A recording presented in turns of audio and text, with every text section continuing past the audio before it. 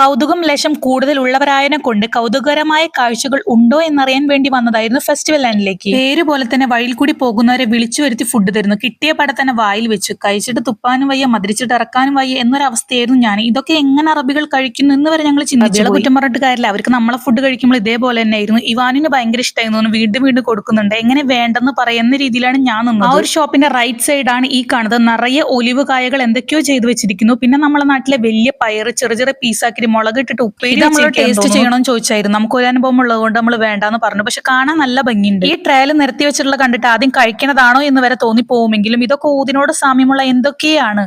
ഊതിന്റെ പീസുകൾ കണ്ടപ്പോൾ എനിക്ക് തോന്നിയത് കത്തിക്കഴിഞ്ഞ വറകോളികൾ നുറുക്കിയിട്ട പോലത്തെ ഊതുകളായിരുന്നു. പക്ഷെ നല്ല സ്മെല്ലായിരുന്നു.